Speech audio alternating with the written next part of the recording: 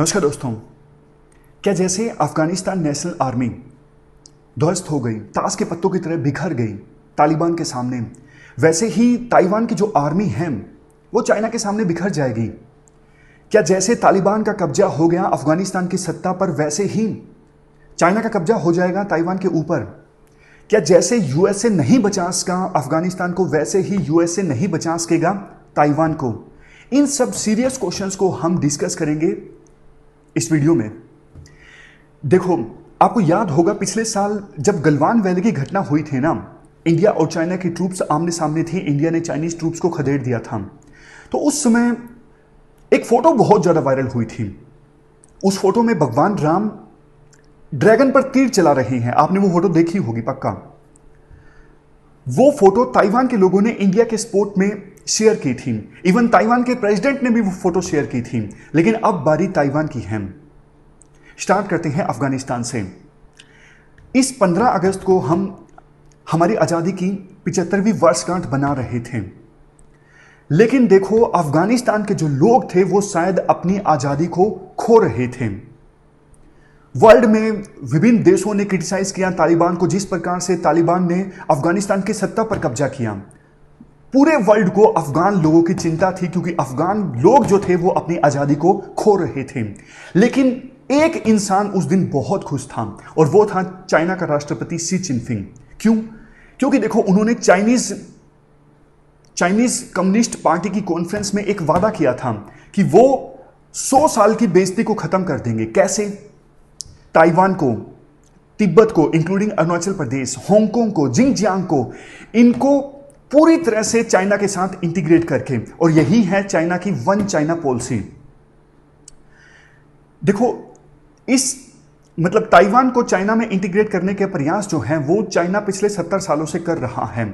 जैसे ही तालिबान का कब्जा हुआ अफगानिस्तान पर, ग्लोबल टाइम्स, जिसे चाइना की फ्रंटलाइन आर्मी कहा जाता है, उसने प्रोपेगेंडा फैलाना स्टार्ट कर दिया। पूरी दुनिया परेशान है ग्लोबल टाइम्स जिस प्रकार की बकवास ग्लोबल टाइम्स करता है।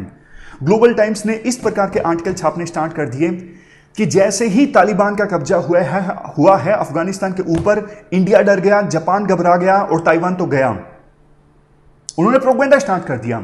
देखो, ये जो ग्लोबल टाइम्स के जर्नलिस्ट है ना, ये जर्नलिस्ट नहीं है, ये तो चाइना की कम्युनिस्ट पार्टी के द्वारा अपॉइंट किए गए क्लर्क हैं, जो लिखते हैं पूरी तरह से चाइना के पक्ष में, प्रोपेगेंडा फैलाते हैं।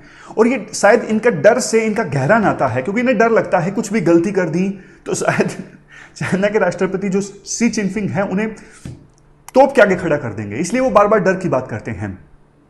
बट देखो, खतरा तो है ताइवान को, ये बात तो सच है। और इसके पीछे काफी सारे फैक्टर्स भी रिस्पॉन्सिबल हैं। कौन से? सबसे पहला फैक्टर तो देखो ये है, आप कंपेयर कीजिए, आप ताइवान को कंपेयर कीजिए चाइना के साथ में। ताइवान कहीं नहीं ठहरेगा। जहां चाइना की जो पॉपुलेशन है कितनी है, 1.4 बिलियन, और ताइवान की पॉपुलेशन कितनी है, 23 मिलियन। चाइना के पास आर्मी कितने लाख की है? चाइना के पास आर्मी है 22 लाख की, और ताइवान के पास आर्मी कितनी है? सिर्फ 1.75 लाख। आपके मन में आया होगा, नंबर डजंट मैटर, मुझे पता है, वो बाद में डिस्कस करेंगे, लेकिन फिलहाल कंपैरिजन करते हैं। चाइना के पास में न्यूक्लियर वेपन्स कितने हैं? 250, और ताइवान के पास कितने? 0। शाहरुख खान की मूवी आई थी ना, 0 न्यूक्लियर वेपन्स। इसके अलावा चाइना का डिफेंस बजट कितना है? $237 बिलियन से, और ताइवान का बजट कितना है? सिर्फ और सिर्फ $10 बिलियन। कंपैरिजन में ताइवान कहीं नहीं ठहरता। और देखो, ताइवान को तो अभी सिर्फ 15 देशों ने रिकॉग्नाइज किया है, और वो भी छोटे छोटे देश हैं, जैसे वेटिकन में लोग कितने हैं? सिर्फ 850। उन्हें भी नहीं पता कि उन्होंने अलग से देश का निर्माण किया क्यों है। तो ऐसे ऐसे देशों ने सिर्फ ताइवान को रिकॉग्नाइज किया है। ज़्यादातर जो इंटरनेशनल ऑर्गेनाइजेशंस हैं, ज़्यादातर क्या मतलब, मोस्टली, जैसे world health organization, IMF, world bank, इन्होंने ताइवान को रिकॉग्नाइज नहीं किया है। क्यों? चाइना की धमकी के चलते। चाइना ने धमकी दे के रखी है, किसी भी देश ने ताइवान के साथ डिप्लोमेटिक रिलेशंस एस्टैब्लिश करिए तो उस देश की खैर नहीं, ऐसा चाइना बोलता है। इसलिए ज़्यादातर देशों ने, इंटरनेशनल ऑर्गेनाइजेशंस ने ताइवान के साथ में डिप्लोमेटिक रिलेशंस नहीं एस्टैब्लिश करके रखे हैं, ताइवान को रिकॉग्नाइज नहीं करके रखा है। नेक्स्ट फैक्टर है यूएसए की स्ट्रेटेजिक एम्बिग्विटी की पॉलिसी। देखो, यूएसए, जापान, साउथ कोरिया, ये तो यूएसए के डायरेक्टली एलाइज हैं। इन पर अगर चाइना हमला करता है तो इन्हें प्रोटेक्ट करेगा यूएसए। यूएसए की कमिटमेंट है इन देशों के प्रति, लेकिन ताइवान के प्रति यूएसए की ऐसी कोई भी कमिटमेंट नहीं है। 1979 में एक एक्ट बेशक आया था, उस एक्ट का नाम है defence relations with Taiwan act, इसी प्रकार का एक एक्ट है। उस एक्ट में यह तो बोला गया है कि यूएसए ताइवान को डिफेंस आर्म्स प्रोवाइड करेगा, बट ऐसा कहीं भी नहीं लिखा गया है कि यूएसए की कमिटमेंट है कि ताइवान पे आंच आती है तो यूएसए ताइवान की मदद करेगा। तो यह स्ट्रेटेजिक एम्बिग्युइटी की पॉलिसी है ताइवान के संदर्भ में यूएसए की। और देखो सबसे जो इंपॉर्टेंट फैक्टर है ना वो ये है, एक फेमस कहावत आपने सुनी होगी, हमें तो अपनों ने लूटा, गैरों में कहां दम था, हमारी कश्ती तो वहां डूबी जहां पानी कम था। वही सिचुएशन ताइवान के इंटरनल पॉलिटिक्स में है। कैसे? देखो ताइवान में ना दो इंपॉर्टेंट पॉलिटिकल पार्टीज हैं, एक है केएमटी, एक है डीपीपी। अभी सत्ता में है डीपीपी।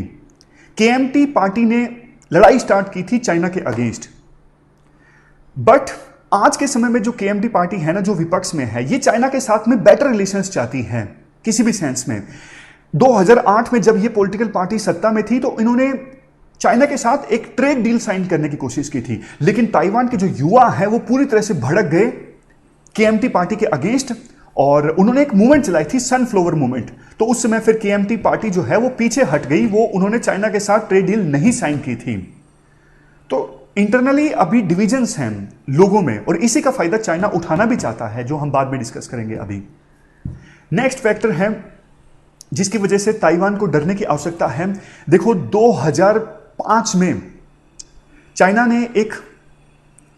का एक एक्ट आया था जिसमें चाइना ने बोला था कि अगर हम पीसफुल मींस से ताइवान को चाइना में इंटीग्रेट नहीं कर सके तो हम नॉन पीसफुल मींस को अपनाएंगे। तो इससे भी मतलब एक थ्रेट है ताइवान को।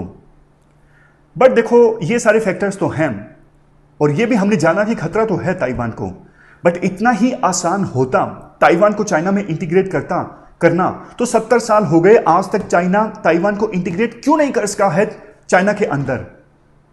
ताइवान कोई ये 2 मिनट की चाइनीज नूडल्स नहीं है कि जिसको हां जब मन चाहा 2 मिनट के अंदर अंदर चाइना में इंटीग्रेट कर लिया। ताइवान तो देखो चाइना के लिए वो हड्डी है जो ना तो चाइना उगल सकता है ना ही जिसे निगल सकता है। कंपैरिजन की बात हम कर रहे थे ना, आप कंपेयर कीजिए। बेशक हम चाइना को ताइवान से नहीं कंपेयर कर सकते, लेकिन यह बात भी सही है कि हम अफगानिस्तान की जो आर्मी है, अफगान नेशनल आर्मी, उसे भी हम ताइवान की आर्मी से नहीं कंपेयर कर सकते।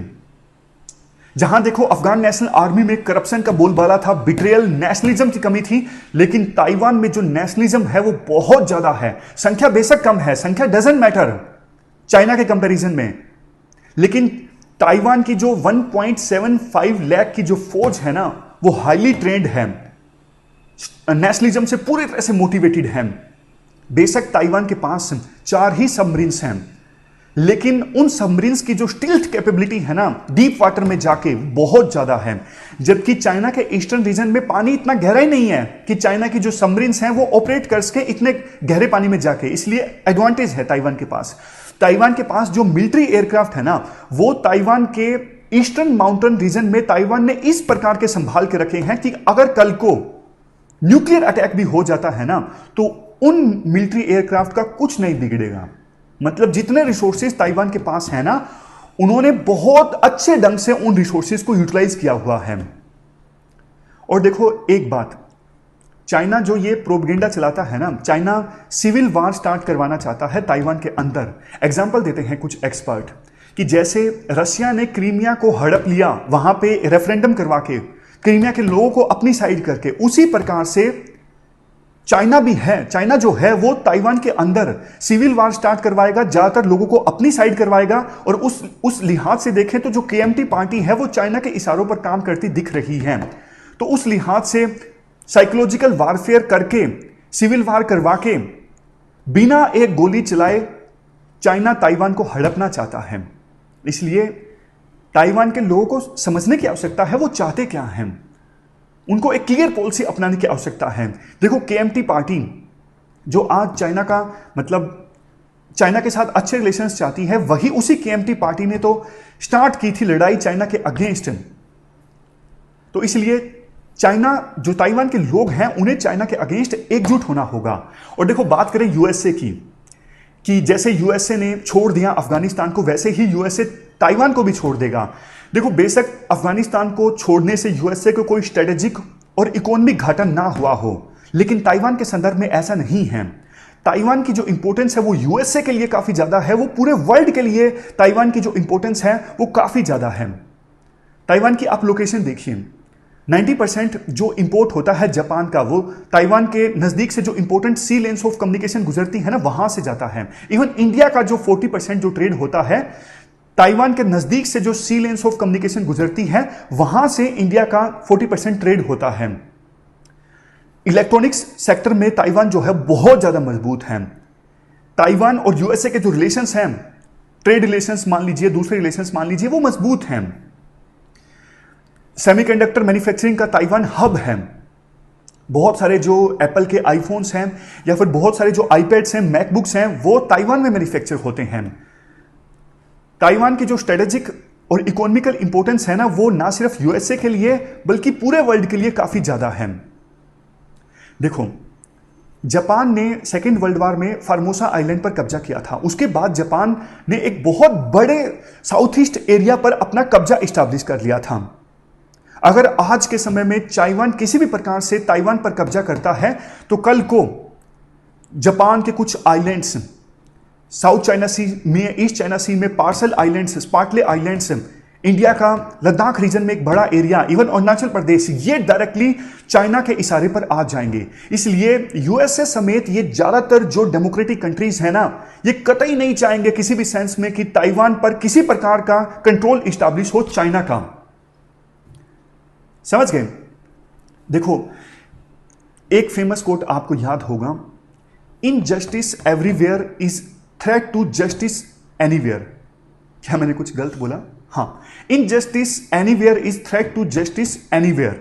यह बात सभी देशों को पता है। इसलिए जब चाइना किसी प्रकार का कोई अटैक करेगा ना ताइवान के ऊपर, ताइवान की जो आर्मी है वो ताश के पत्तों की तरह नहीं रहेगी। कुछ दिनों तक तो ताइवान की जो आर्मी है वो सामना करेगी चाइना का, और उस दौरान ज्यादातर जो देश हैं वो चाइनीज एग्रेशन के अगेंस्ट एकजुट हो जाएंगे, क्योंकि उन्हें पता है आज बारी अगर ताइवान की है, कल को बारी हमारी भी आ सकती है। देखो चाइना वैसे है बड़ा बदमाश। अब ये हाल में आपने देखा कि ओलंपिक में ना चाइना के जो मेडल्स हैं ना वो यूएसए के कंपैरिजन में कम रह गए, तो उन्होंने क्या किया, उन्होंने मेडल मिला लिए, हांगकांग के मेडल अपने में मिला लिए, ताइवान के मेडल्स अपने में मिला लिए, और बोला कि देखो हमने यूएसए से ज्यादा मेडल्स जीते हैं। बट ये ताइवान के लोगों को डिसाइड करना होगा, उन्हें एकजुट रहने की आवश्यकता है चाइना के अगेंस्ट। अगर वो खुद में ही डिवाइडेड रहेंगे तो वो चाइना का सामना कैसे करेंगे? कुछ बच गया पीछे, है ना? चलो मैं डिस्कशन कंप्लीट करता हूं। बस एक पॉइंट है, देखो यूएस, कुछ लोग ये भी बोलते हैं कि यूएसए की जो ये स्ट्रेटेजिक एम्बिग्युइटी की पॉलिसी है ना ताइवान के अगेंस्ट, ये खत्म होनी चाहिए, ये नहीं होनी चाहिए। क्यों? क्योंकि अभी तक इस पॉलिसी ने चाइना के ऊपर एक प्रेशर क्रिएट करके रखा है। अगर यूएसए ने साफ तौर पे ये कमिट कर दिया ना कि हम ताइवान को सपोर्ट करेंगे, तो शायद ताइवान के जो लोग हैं ना वो भी कॉम्प्लेसेंट कर दें कि हमारी सुरक्षा के लिए यूएसए हमारा साथ देगा। बट एक चीज आपको पता है, देखो अपनी लड़ाई ना खुद ही लड़नी पड़ती है, कोई दूसरा देश आपकी लड़ाई नहीं लड़ेगा। ये ताइवान को पहचानने की आवश्यकता है, और इसी थीम पे काम करते हुए उन्होंने अभी तक अपने आप को स्ट्रॉन्ग किया है। उन्हें पता है ऐसा कोई दिन आ सकता है जब चाइना ताइवान के ऊपर अटैक करेगा, और उन्होंने इसकी तैयारी भी करके रखी है। अगर बोल दे कि यूएसए हम ताइवान की सुरक्षा करेंगे, तो हो सकता है कि ताइवान जो है वो कॉम्प्लेसेंट हो जाए। फेमस कहावत है ना, लड़ाई अपने कंधों पर लड़ी जाती है, दूसरों के कंधे पर तो जनाजे जाते हैं। और वैसे भी देखो, अगर डायरेक्टली यूएसए ने बोल दिया कि हम ताइवान की सुरक्षा करेंगे, तो ये जो दो बड़े देश हैं ना, दो बड़ी पावर्स हैं यूएसए और चाइना, इनके बीच में रिलेशंस बहुत ज्यादा खराब हो जाएंगे। ये न्यूक्लियर वेपन वाले देश हैं, तो ताइवान जो है ना वो इनके बीच में एक न्यूक्लियर फ्लैश पॉइंट का काम कर सकता है। तो इसलिए ये तो नहीं होना चाहिए कि यूएसए जो है वो ताइवान के संदर्भ में अपनी स्ट्रेटेजिक एम्बिग्युइटी की जो पॉलिसी है ना वो उसे खत्म करे। तो ये हमने पूरा डिस्कशन किया डिटेल से कि क्या चाइना के लिए ताइवान पर कब्जा करना इतना ही आसान है। इस डिस्कशन में इतना ही है। Thank you very much for discussion.